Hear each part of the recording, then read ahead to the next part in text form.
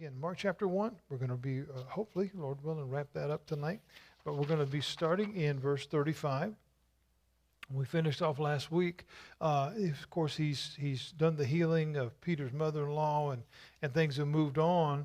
And we see in verse 35, it says, very early in the morning, while it was still dark, he got up, went out, and made his way to a deserted place, and there he was praying. Now, I think this is an important part because Jesus has made it clear. We've seen through this, as we've broken this first chapter down, we've seen he's made it very, very clear who he is. Okay, that's not a question now. And those that are following him are getting a tremendous education. They're watching. He's speaking with authority, and he's healing, and he's driving out demons and all this different stuff. But we find here a powerful illustration of seeking, of pursuing the journey of finding clarity and finding the Father's will. Here we see in verse 35, Jesus is praying. Now, when we get that picture in our mind, I want us to think about this a minute. Why do we not always grasp the power of prayer? What do I mean by that? All of us can agree that at some point in time in life, we all kind of run out of steam. You know, I mean, we just do. We just feel depleted in some different way. We can be physically tired. We can mentally, emotionally exhausted. I mean, we've all been there, and that's not a negative or a bad thing. That's just true. We all get worn out, and so we need a recharge. Now, while we've got multiple options available, you know, we can go for a walk. You know, we can have some quiet time at the beach like certain people like to do in this room. We can take a ride. We can all kinds of different things, you know. You know, you can get one of them 5-hour energy gimmicks, you know, and get you. But there can be all kinds of ways to get stimulated, to kind of get moving. But those are just a kind of a Band-Aid. Those really aren't a fix-it, right? Those are temporary things, and while some may be more enjoyable than others, we don't really get the fix in that. But there's something unique about prayer, and I don't mean just a short utterance. And even though at times that's all we can get out, Lord help me. I mean that's kind of sometimes we feel that way, especially if you're driving around here. It's getting pretty hectic. But actually, what we're talking about here when we look at Jesus praying, I want us to consider that for a moment in the power of prayer, is actually sitting and talking to our Father. I mean, actually spending some quality time with God. That's a powerful thing when we begin to understand that. And we see Jesus oftentimes, you know, going off alone. And it's not to snub anybody but it's that recharge. It's that I got to reconnect with my Father. I mean, and sometimes I don't think we really grasp that. And it's not because we're you know, think we're too good or too smart. It's got nothing to do with that. But we sometimes just let busyness of life just get in the way, and we think, well, I don't have time to, you know, go sit in my prayer closet or wherever that may be, you know, in the car or in the shower or wherever it is that you talk to the Lord the most, where you can really have that kind of communion and that kind of conversation, looking for wisdom, looking for counsel, because in that, you know, there's just some depth in that really gives us that recharge, that clarity about where we're going. And we see here Jesus has been working. I mean, man, we're running out demons and we're preaching and we're meeting people and all these different things are going on. He's depleted. I mean, because we have to understand, I know we talk about, you know, Jesus is God in the flesh, but he was also all people. He was all human. He was all man. And so the illustration we get from that is you got to take time out to talk to your Father every now and then. And there's a picture that we're seeing in that. And sometimes, you know, we've seen probably the artist rendition of Jesus praying in the garden. But I think here we see this happens on multiple occasions. And I just love that illustration of just seeing Jesus just sitting down on a stump or on a rock or under a tree or wherever he might be and just talking to God.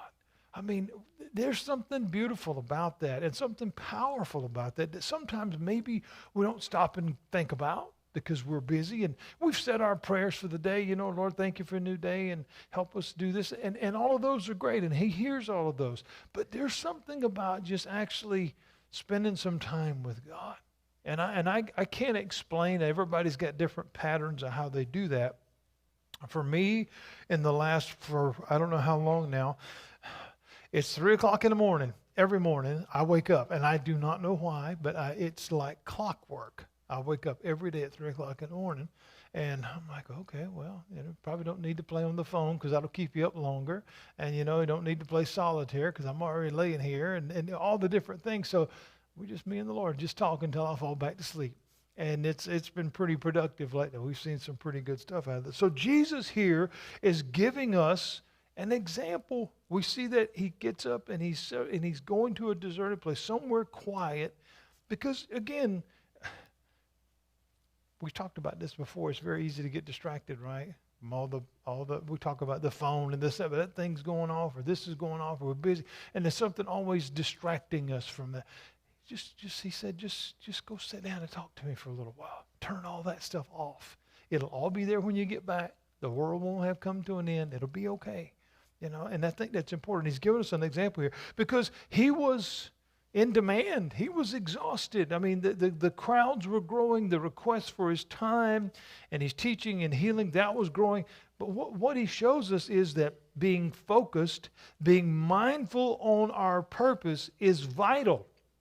Not just in finding God's will, but in fulfilling what God has placed before us. Because sometimes we need a little instruction, right? And he says, I'll go with you.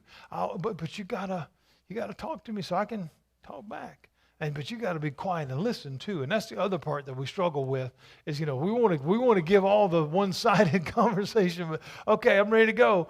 Wait a minute, I hadn't heard the answer yet. Well, that's because you've been doing all the talking. And I think that when we equate that to sometimes our own conversations, that's kind of how it happens before. But we see it can be very easy to fall into the trap of attention or celebrity or notoriety. But here, what we're seeing is he's not just seeking refuge and quiet by finding that humble, but rather what he's finding is the humbleness of God that says, this is your purpose. See, Jesus, because the humble spirit that we see, he's in demand. Everybody wants his attention. Everybody wants to be in his presence. If we think about that from a human side, you could get a little puffed up in that, right? Like, hey, I'm the guy. Everybody wants to talk to me, and it could easily happen. And I've seen it happen. I've seen people do that, not really even meaning to, but let themselves get way up on a pedestal. That be careful with that, no, because it's fun up there and the view is better, but the fall is a booger. You got to be careful with that. And so what we're seeing is this humble spirit of Jesus is, I'm going off by myself, out from everybody else, and I'm going to talk to God.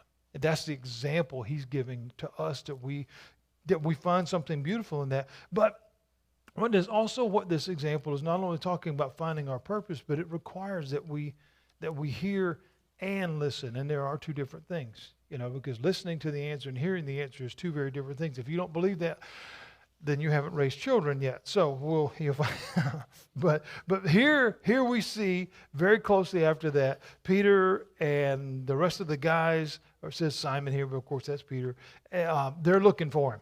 They're looking for him. It says Simon and his company, or his companions, searched for him. And when they found him, they said, everybody's looking for you. So it was kind of a way of saying, what are you doing, man? I mean, everybody's looking for you. Not really understanding, sometimes you just need to be quiet. And sometimes you just got to find your track again. You got to get back in your groove here. And so they're saying, everybody's looking for you. But without words, his answer is kind of twofold. We can kind of hear him say, if we read between the lines here, I know they're looking. I know that. But let's go so that I can preach, because this is why I have come. What is the message here? What is the message here? In other words, it's not enough. It's not enough just to see miracles and demons cast out. The people need the gospel. That is why I came. That is the good news. The miracles and all the other stuff is great, and that opens doors. But that's really not why I'm here. I came here to preach the good news. I came here to talk about salvation and eternity. And there's something powerful about that, because he's not rebuking them, but he's saying, let's go. He tells them that. It says, Jesus said, let's go on to the neighboring villages so that I may preach. This is why I have come. And that's important because, again, sometimes it's easy to get sidetracked by all the other things that we have to do, or all the things that kind of pull on our time, and which are fine, and we want to be accessible and we want to be helpful, but we can't lose focus of why we do what we do. And that is to lead people to Christ. And that's what he's trying to say here. This is our message. And that's why, and I've said this in different settings, different groups and different things like that. That's why I really have wanted us, and I believe that we're there, and we're growing more toward it every time, to really carry that badge of honor that we become a Christ-centered church. That is the mission of what we do, regardless of any events that we may have, or gatherings, or special this or that. All those things are great, but our core, our mission is to lead people to Jesus. That's what we do, and that's what he's saying here. Is okay, I know they're looking for me. I know that, and I'll deal with that as time goes by. I mean, it's not a burden, even though sometimes he would get frustrated about it. Because it's like, you're not looking for the right answer. You just want the fix, but you don't want to fix what's really the problem. You don't want to get to the root of the issue. But he's saying, let's go so I can preach. That's what I came for. I came to teach them about the good news of the gospel. So we go on, and it says he went into Galilee preaching in their synagogues and driving out demons. That is important. I want to talk specifically about that for a little bit. So we see here, while Jesus would meet those in need with great compassion, he didn't allow those needs or even the expectations to determine his purpose. That's important. He didn't allow that to take him away and detract him from what he came from, or the practice that because he knew what his assignment to teach others the truth. Now, for us right now, obviously, that comes through with the Great Commission. That's what he said. Go forth and tell. Go forth and show. Go forth and let them see that which I have taught you. Well, what did he teach us? Love God, love one another. Okay? He said the Great Commission, go forth and tell. So how do we determine the Father's will while surrounded by demands and distractions? Okay? So we see that this is what he's speaking of. I kind of got a little ahead of myself when I started reading verse 39. So let's back up for just a second. Here, Jesus shows us that he sought the Father in prayer, and that we seek wisdom and the words to teach others, the importance of asking for wisdom, but also the willingness to put it to use. So he's seeking God in counsel here. That's what we're supposed to be doing, right? And because then he says to, very vibrantly and very authoritatively, because we've been talking about the authority of Jesus, let's go into the villages so that I may preach. That's so important that we see that. In other words, what he's saying is, learn to walk, learn to act, learn to manage life through these teachings, which allows us to grow closer. Because that's what the intent is, that we draw closer and be in that family of God. Rather than, well, I'm gonna sit on the corner and just get them to do it. See, if we don't ask, seek, or knock, we're not participating. It says, ask, and you will, the door will be, knock and the door will be open. Ask, seek, and you will find. All those different things. Ask and it'll be answered. Those are action things that he's asking us to take part in. But he's not saying that the answer won't come, but you got to participate. They don't just fall on top of it. He wants you to be a willing participant. And that's what we're trying to understand here as we're seeking the Father's will, and understanding that if we don't seek it, we don't find it. Fishers of men, he said, I'm going to make you fishers of men. That requires that we not just watch, but that rather that we learn to use the tools that we've been given so that we can participate. Because again, if we're seeking others, then we can't just walk past them and think, well, I'm going to walk past them and I'm so great, some of this is going to fall off on them and they're going to get it. Well, that's not how it works. Not at all. And Jesus talked to people, and Jesus was First Peter says he was our greatest example. And I think that's still very, very much the truth. And so he got on, and he says, he's so that I may preach, so that I may do this. He's seeking after because he came to fulfill what God had said. We came, it says, into Galilee, preaching in the synagogues and driving out demons. We find him preaching and driving. So I asked this question, why is that place together? Why is this together? Well, think about this. If he's preaching, what is he sharing? The truth. He's sharing the gospel, right? Well, who wants to stop that more than anybody else? So the demons are trying to prevent the reception of the message. So as he's preaching, he's having to get rid of the demons out of the way. Because if we've already seen in the first part of this chapter, they were already in the church. And so as he's going into these new villages, as he's going into these new places, we're not told whether it's synagogues or temples, but he's just talking to people and sharing the gospel. But he's also having to get rid of the demons out of the way, because the first thing they want to do is stop you from hearing it. And they can put up any roadblock or any hindrance or anything in the way to get in the way, so that, well, you don't want to listen to that. Again, we'll go right back to Genesis. Oh, God didn't say that. It's the same old playbook.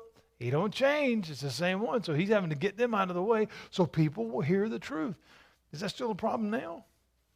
All the time. All the time. You didn't hear what was actually being said. And again, that's what he's trying to say, is all the stuff is good. The miracles are good and the healings are good. All that stuff's great. But I need you to hear the gospel. Because, and again, this is not to be morbid or negative in any way, but at the end of the road, at the point of time, we're all going to face eternity. And his number one thing was fulfilling the desire of God, which we find, he says, is that none should perish.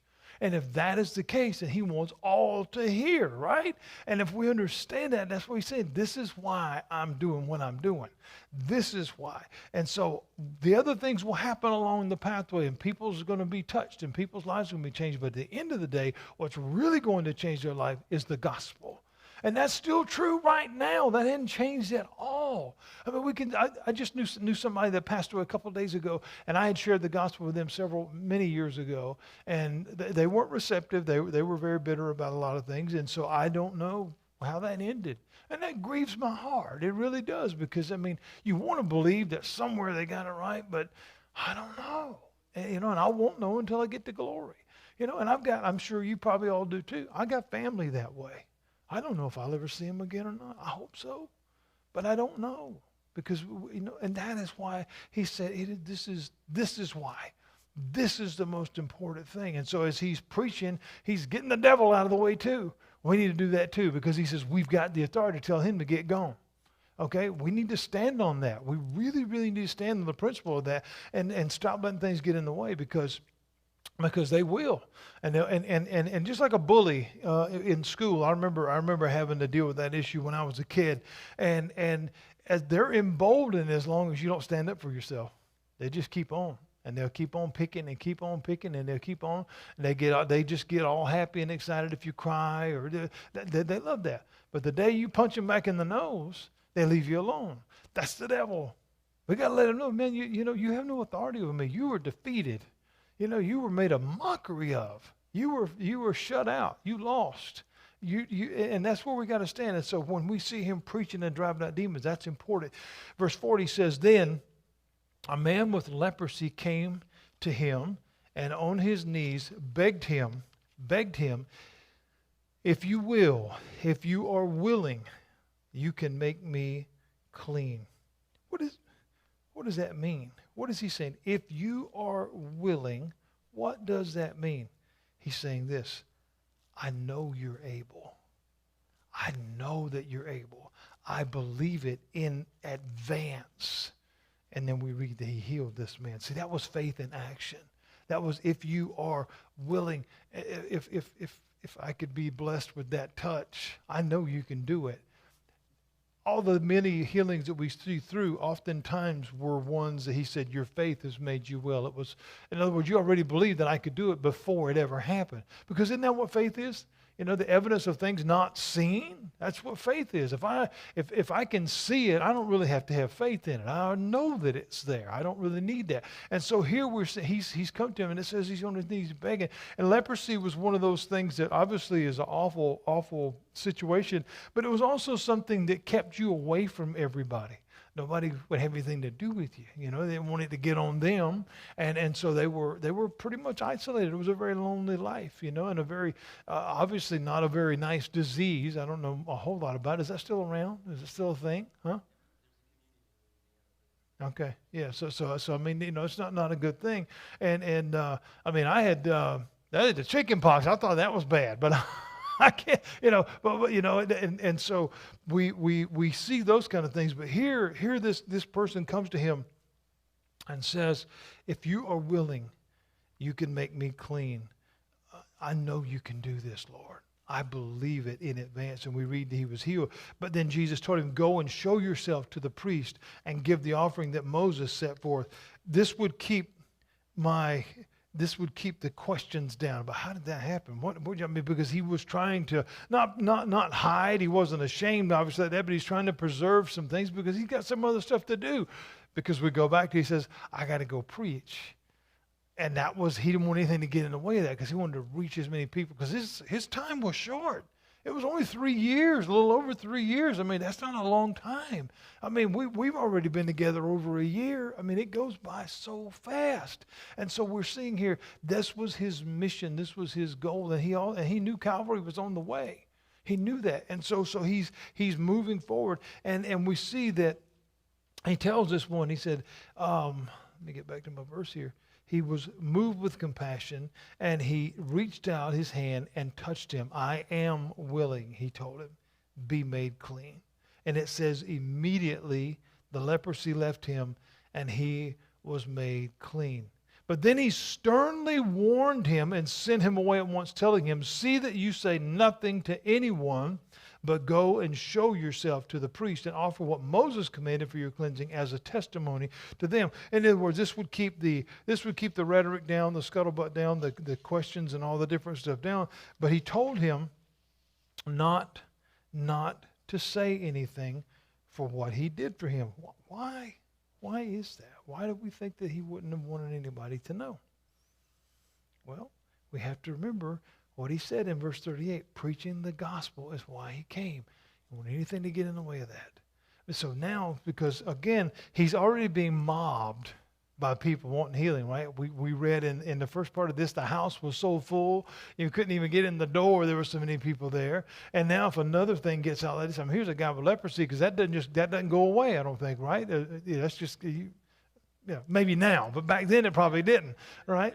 And so we think this is a bad. Oh man, he got rid of that. I'm going too. I got this, I got that, and see, it's kind of like I remember years ago. Melissa will laugh about this, but when we were in Wisconsin, and again, we don't want to make light of anybody's prayer needs. Okay, please understand. I'm not making light of that at all.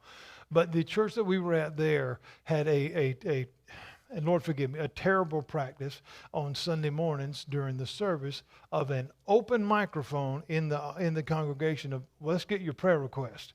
We might be there 2 hours listening to all, because it would be, oh, well, my cat's sick, and, my aunt broke her toenail, and, it was like, oh, my word.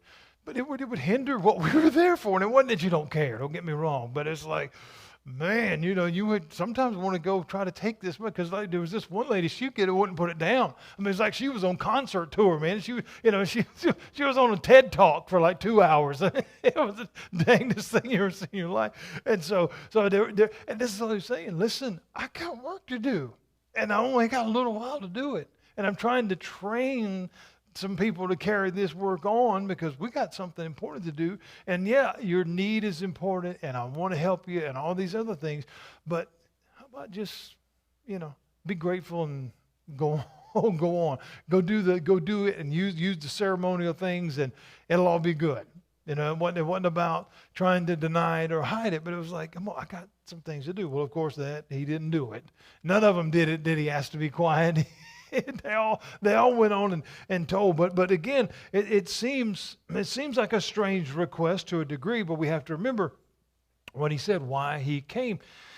Because if he's only healing, if he's only performing miracles, nobody's going to hear about eternity. Because I don't want to hear about talking. I want to get fixed.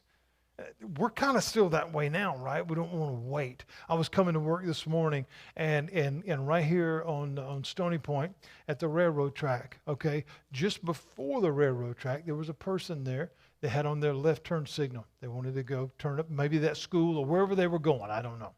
Okay, so traffic is coming from obviously this way, and so there's several cars, and they have to wait because the person behind them almost bottomed out and ruined their car because they went around them and to go on the other side of the railroad track where it's all dug out and the dirt is missing and stuff like that. And they, boom, you can see them hit the back of their car. And I'm like, really? Because just as soon as they did that, the traffic was cleared and the person turned. Everybody, nobody wants to wait on anything anymore. And this is all he's saying is, if I'm spending all my time on the, and again, not that we think our problems aren't important, but if I'm spending all my time on the non-essentials, I can't give you the attention on the thing that really, really matters. You know, and so while I care, you got to understand, I've got actually something even more important because this will last you forever. The healing, still going to last as long as your life does, and you're still going to go. I want you to be ready for the next step. I don't want you to suffer. I don't want you to be at pain or hurt or anything else. And when we begin to look at it from that perspective, it starts making a whole lot more sense when we think about even those that we love and care about now that don't always seemingly get what we ask for or pray for on this side. Because sometimes that's not where it's lined up at. And that's hard to understand, and we don't like that. But we got to look at the bigger picture. In our is everyone that we talk to, everyone that we care about, everyone you think of, have we shared the gospel? Sometimes that's not always comfortable with people that we know. How many of you have figured out that family is the hardest people to witness to, you know? And church people. Because I've been in church 40 years. How dare you question me? Yeah, but acting like the devil 41, but we think about what he's giving us the example here of why he did what he did and why he did it the way that he did it. There was a reason for it, and we see that through these different people, lives that he touched. And so here he's trying to get out the importance of the eternal message where one can be healed forever. That's important. They would not grasp who he really is if all he's doing is being a miracle worker. And again, that's not to degrade, demean, or blaspheme in any way the miracles of the Lord. But he's saying, I don't want to just be known as that. That's not really why I came. I came to share the good news of eternity with everybody. Because we go back to the cries of John the Baptist. What was he saying? The one that came to save the world from sin. The one that came, the Lamb of God. I mean, there are all these different things. Well, the issues and problems and hiccups and everything that we have in life, that's not saving us if we just fix that problem. It's a temporary fix, and yes, we're grateful for that. But it's the bigger picture that's actually the most important part, is because eternity is a long time. And you got to have that settled. You got to be right with that. And that's so important. And so many people today do not get that. And again, that's not to be critical, that's not to be judgmental or mean or anything else. But, we equate oftentimes, again, we have all these little phrases, having it right, getting it right, all those different things. But we sometimes marry that with church attendance or baptism or membership roles. And all those things are beautiful, don't get me wrong. But that don't get you into heaven. It just don't. I've had people over the years call me and say, oh, can I run and get baptized? And I'm like, okay, but why? Oh, I need to make sure I'm going to heaven. I'm like, well, that ain't going to get you there. It's a good step. It's a nice thing to tell everybody. It's a great public profession. I love it. I love doing them. Love the two we just did, all the different ones that will have to come. But don't base your salvation on that. That's telling everybody that Jesus is Lord of your life. And that's a beautiful thing. But don't say, well, I did that, so I'm in. No, that's just one part of it, And we've got to understand it. And that's what Jesus was trying to get across. As I care about you, and I care about your needs, but I care about your soul more. And that's kind of blunt, but that's real, because that's what he says. He doesn't want to miss one. He don't want anybody to not make it. But we have to make that choice. I mean, that's the thing that is presented for us. And so he's saying, if I'm doing all of this, nobody's really going to grasp who I am. But plus, it wasn't his time to be revealed to everybody. We would see this through the other Gospels. He would tell his mother, "It's not yet my time yet, woman." But he didn't really say it that way, but it was kind of indicated that way. But it wouldn't be mean. He wouldn't be disrespectful to his mom. But it was not my time. So it wasn't time to be revealed, because again, we know as the enemy, he's already cast him out, but we know the enemy that was within pride and selfish and all the other stuff that was within all the leaders that was going to come after him. I mean, he didn't want that to escalate any quicker, because he knew it was coming, but I need to get some things done before all that breaks loose, because they were like rabid bulldogs or something. I mean, they weren't going to let it go, as we would see that, and we'll see that as we finally get to that part. But he revealed that it was also, this was about driving out the demons. The more attention that was coming toward him, the greater the forces of evil would be working to stop people from getting saved. And that's absolutely still true right now. The harder we work and the more that we do, the more we're going to get resisted. And the more we're going to get fought. Now, to some, that sounds a little discouraging. But no. Jesus said, if you're being aggravated or you're being cursed because you're doing something for me, you're being blessed. And then when we begin to say, well, wait a minute, if we're doing what God says, and he says that if you follow me, the world's going to hate you, and you're going to have tribulation and all that stuff like that. And you're like, well, I got a boatload of problems. I must be doing pretty good. But that's all he's saying is focus. Just stay focused, because this narrow pathway, this road that we're going down, it's not going to be easy. And I never promised you that it was going to be, but the end is going to be awesome. And that's all he's trying to focus on that. Focus on that, because if I'm over here doing everything else but what I came for, we didn't really get anything accomplished, okay? It's like we can sit and chit-chat and have a great conversation on that, but if I came to, fix your washing machine or whatever, and, I've been here for 8 hours having coffee and pie, you're still not able to wash clothes when I leave, right? I mean, it's kind of maybe a silly example, but he said, I love helping you. I want to help you, but I want to help you for eternity. And that's the message that we're seeing here. And so if we only deal with the burden now, do we consider later? What am I talking about? Well, if I'm only concerned about right now, today, then I'm not prepared for later, right? It's kind of like, again, we take care of ourselves, but I got to take care of myself today so that I can have tomorrow. And this is what he's talking about, is getting things situated so we're looking at later, not just now. I ain't worried about nothing. I just want to fix right this second. Well, sometimes that's okay in the moment. But if it doesn't prepare us for later, then it was only a temporary moment. It didn't really accomplish the long-term goal. And that's what he's trying to say. See, Jesus, we need to understand this. Jesus was Savior. We go back to our messaging from last year at Christmas. Unto you today is born what? A Savior. And we got to get back to that. He understood. And we need to understand that, because that was eternal, not temporary. That was not, I'm saving you today on Wednesday. That's it. That wasn't what that meant. I'm in peril, I'm in need, I've got this or that. Okay, I'm going to come and rescue you right now in your issue. Okay, but what about tomorrow when I have another one? Or what about next Friday, when this flies all apart or whatever? That's what we have to grasp for, the long picture, the big picture of eternity. And again, we can't get away from that. And it's not about being a broken record or not having anything else to say, but that's the end game.